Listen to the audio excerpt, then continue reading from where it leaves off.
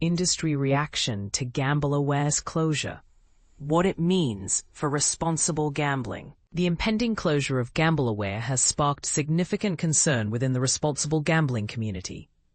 Experts in the field have expressed their worries to EGR, highlighting that the shutdown of this charity, dedicated to preventing gambling-related harm, could lead to a detrimental loss of valuable expertise in areas such as research, treatment, and education. This situation raises critical questions about the future of support to individuals affected by gambling issues.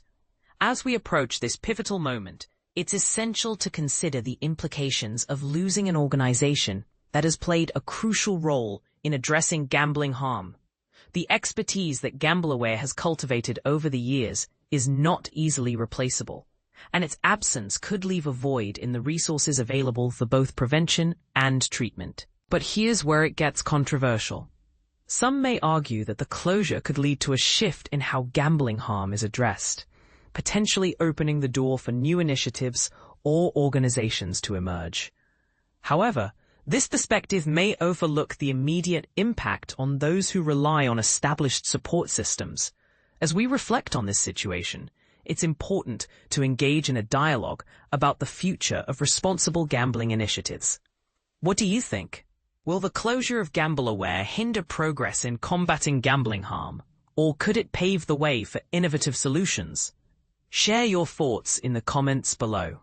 GambleAware to close due to new anti-gambling legislation. Imagine dedicating over 2 decades to a cause that saves lives, only to see it come to an end because the government finally steps in.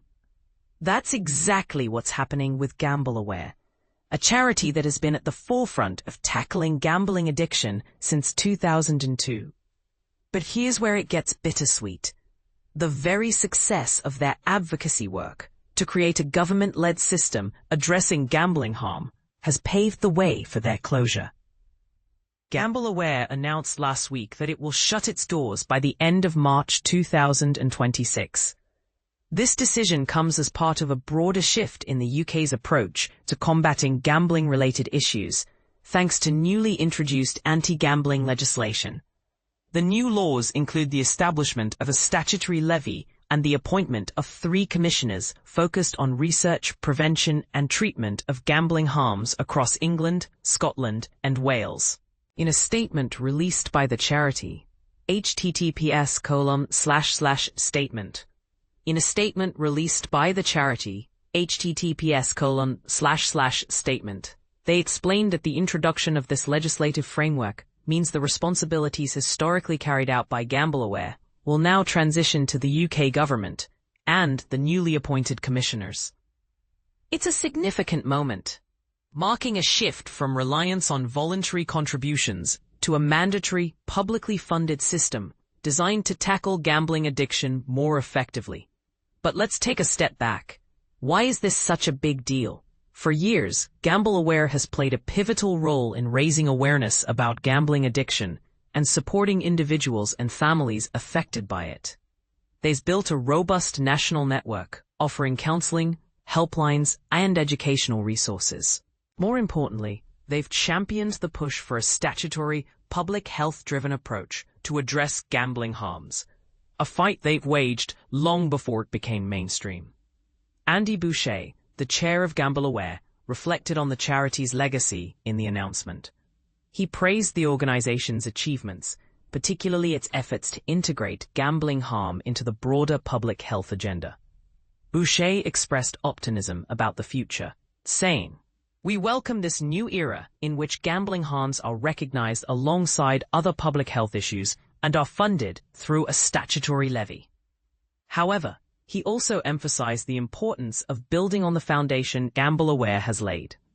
As the charity winds down, Boucher urged key stakeholders, including NHS England, the Office for Health Improvement and Disparities, UK Research and Innovation, and regional bodies in Scotland and Wales, to ensure that lessons learned over the past 20+ years aren't lost. "It's critical," he stated, "that these organizations carry forward the insights and successes of the current system to create something even stronger. This raises an interesting question. Will the government-backed system live up to the high standards set by GambleAware? Or could the transition lead to unforeseen challenges? After all, replacing a dedicated charity with bureaucratic processes can sometimes dilute effectiveness. And this is the part most people miss. It's not just about funding.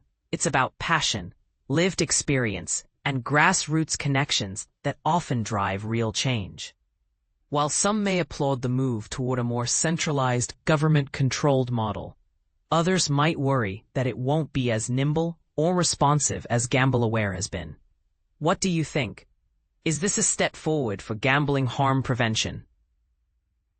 Or does it risk losing the personal touch that made GambleAware so impactful? Share your thoughts in the comments. We'd love to hear your perspective.